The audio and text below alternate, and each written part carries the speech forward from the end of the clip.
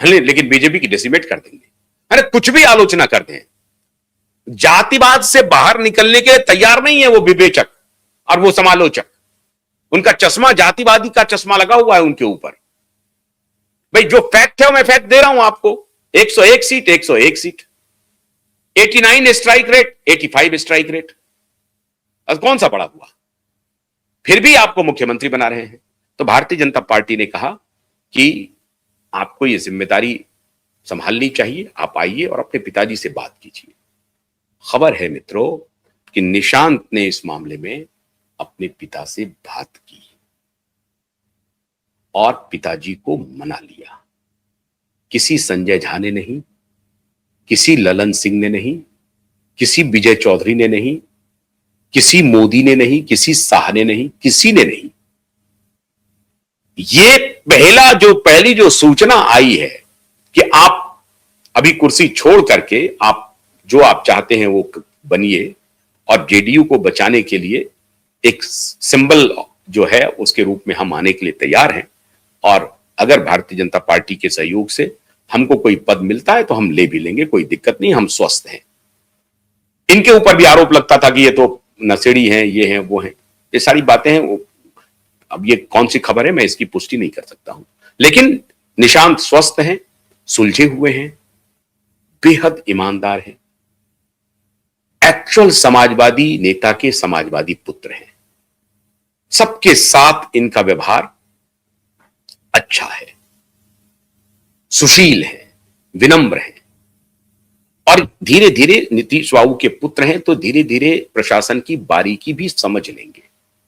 और उसके बाद जब नीतीश बाबू ने अपने विधायक दल के साथ बैठक की और अभी जेडीयू के स्वार्थी कार्यकर्ता शुरू कर दिए गाली गलौज देना, ललन सिंह को, संजय झा को, विजय चौधरी को। क्यों? क्योंकि ये सभी सवर्ण जाति से हैं, वो जाति के चश्मे से देख रहे हैं, वो सामाजिक न्याय में सवर्ण को गिनते नहीं है। चूंकि ये सवर्ण हैं, लग गए इनके पीछे कि ये जेडीयू को तोड़ना चाहते हैं। अरे भाई संजय झा बीजेपी के एमएलसी थे, उस कोटे से वो आए थे जेडीयू में। ये बात सही है कि बीजेपी के नेता के साथ उनके अच्छे रिश्ते रहे, वो किसी जमाने में राजीव प्रताप रूडी के ओएसडी हुआ करते थे और अरुण जेटली के बहुत करीबी थे, ये बात सही है। लेकिन वो, इसमें कोई शक नहीं है कि नीतीश कुमार के हनुमान ही है। ललन सिंह 38 वर्ष का रिश्ता है, एक बार बीच में उनकी अदावत हुई थी, लेकिन वो कभी भी नीतीश कुमार का नुकसान नहीं चाहते हैं। विजय चौधरी कांग्रेस से आए जरूर हैं, लेकिन बेहद सुलझे हुए नेता हैं। नीतीश की शर्त पर वो कुछ भी स्वीकार नहीं करेंगे। कोई आपको शर्म नहीं, कोई लज्जा नहीं। चूंकि उनकी जाति सवर्ण की है, इसलिए उनके खिलाफ मोर्चा खोल दो, इसलिए उनके खिलाफ मोर्चा खोल दो। संपूर्ण समर्पण है नीतीश के प्रति इन नेताओं का, संपूर्ण। और जेडीयू को एकजुट करने में, जेडीयू को खड़ा करने में इन नेताओं की भूमिका है।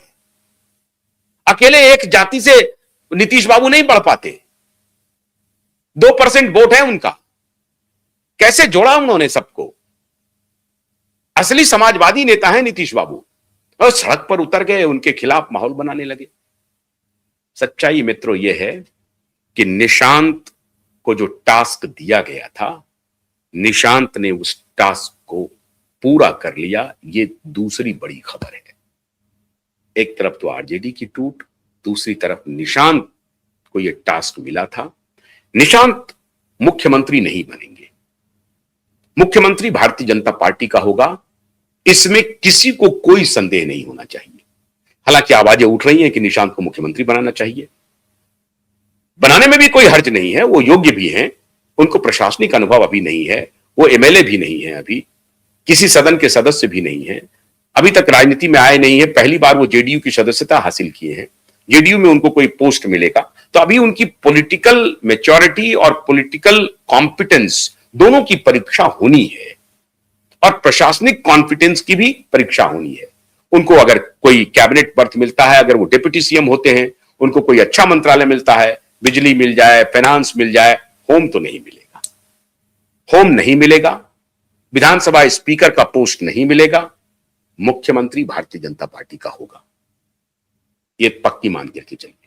लेकिन इसमें कोई शक नहीं है कि निशांत ने अपना टास्क पूरा किया बहुत परिपक्वता दिखाई, अपने पिताजी को भी कन्विंस किया, पिता कन्विंस हुए और राज्यसभा जाने के लिए तैयार हुए और खुद को वो एक्टिव पॉलिटिक्स में लाने के लिए खुद को भी तैयार किया उन्होंने। ये है मास्टर स्ट्रोक। और जो तीसरी सबसे बड़ी खबर है कि ये जो दांव चला जा रहा था कि नीतीश बाबू पलट सकते हैं, कुछ पत्रकार ऐसे भी होते हैं जो टिप्पणी कर रहे थे, अरे वो तो मटन खा रहे हैं, वो फलना खा रहे हैं, उनको तो पासा फेंकना चाहिए, आना चाहिए, आना चाहिए, आना चाहिए। मैंने पहले भी कहा था कि जोड़ तोड़ कि अगर राजनीति को आप अंजाम देना चाहते हैं तो मोदी साहब के सामने अभी आप नहीं टिक पाएंगे।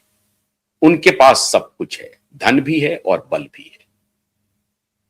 बल है ईडी का, सीबीआई का और बाकी चीजों का, और धन तो है ही है साहब, सत्ता में है वो, सारे धन पशु उनके साथ हैं।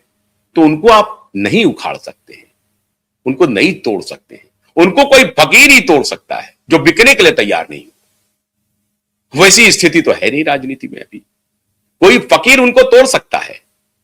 एकदम जो फकीर है जिसके बदन पर सिर्फ 2 कपड़े हैं, वो मोदी साहब को मात दे सकते हैं, लेकिन वो चरित्र तो भारतीय राजनीति में अब नदारद हो गया है, दिख नहीं रहा है, इसलिए वो होना मुश्किल है। तो मित्रों, कल 16 मार्च का इंतजार कीजिए, उस पर मैं एक अलग से वीडियो बनाऊंगा।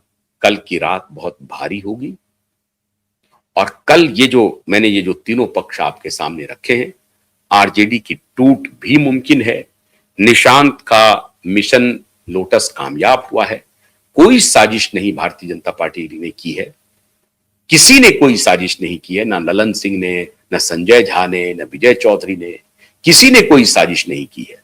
परिस्थिति ऐसी है जिसकी वजह से ये करवट लिया जा रहा है और नीतीश बाबू अपनी स्वेच्छा से अपने पद से इस्तीफा देंगे और राज्यसभा जाएंगे।